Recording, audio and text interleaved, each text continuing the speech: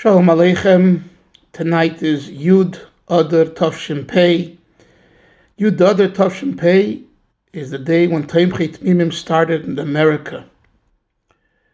80 years ago today is when the Yeshiva started. It started in the Oneg Shabbos shul in East Flatbush, where later Rabbi Bukiet, a Rosh Yeshiva of mine, was the Rav there. He became the Rav there. But before that, in 1940, on Yud Adar, is when the yeshiva started. The Frierdiker Rebbe announced the night of Yud Adar that tomorrow morning we're starting a yeshiva, the Lubavitch Yeshiva. The yeshiva, which today is in 770, started in that shul. And who were the Talmidim? The American boys. They included Rabbi Levy, Rabbi Kolodny, Rabbi Barnetsky, Rabbi Altein, Rabbi Feldman, Rabbi Hecht, and others. They were the first students, and the Rebbe already, the Frierdiker Rebbe, had written and asked Rabbi Jacobson, I believe as early as 1939, 38 or 39, if he thinks that they could be the germ of the yeshiva, if they could be the ones that will be the first soldiers.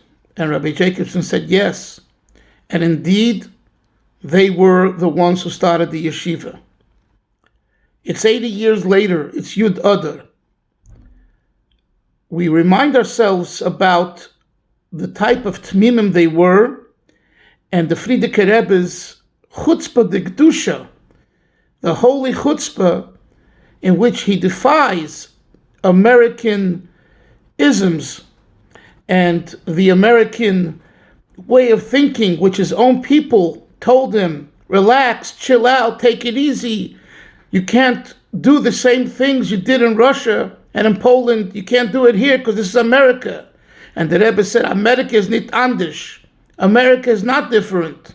On the contrary, will take the energy of the American youth and the virtues that American people have and will use it for HaKadosh Baruch Hu, for Chassidus Chabad. And that's when the yeshiva started.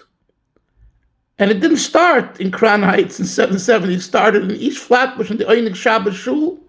And then later it moved to 770 once they purchased the building, had the Chadukas Abayis on Chof Aleph Elul, and the Rebbe moved in. That's when the yeshiva moved to 770.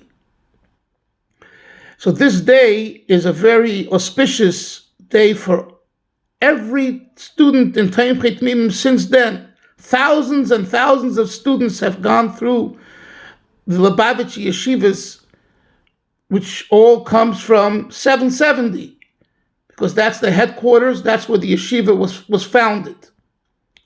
So on a day like this, a day following Tes Adar, 80 years Tes Adar, we come right into Yud Adar, Tomchei Tmimim, and soon we'll have the 100 years of the Rebbe Rashab's Beis Nissen, his yahrzeit. But each day has to be looked at itself, its message, its importance. May the Eibishter help, may God help that each and every one of us, especially those that learned in Tomchei Tmimim, and those that didn't learn yet in Tomchei Tmimim, can send their children or grandchildren to learn in Tomchei Tmimim. Just by learning in Tomchei Tmimim, you attach yourself to the Rabbeim, the Tzaddikim, the 7 Rabbeim of the Lubavitcher dynasty, who have brought Yiddishkeit and bring Yiddishkeit and Chassidishkeit and Torah and Emeskeit to the world. And this definitely will be, as the Rebbe Rashab said, will be the lamplighters.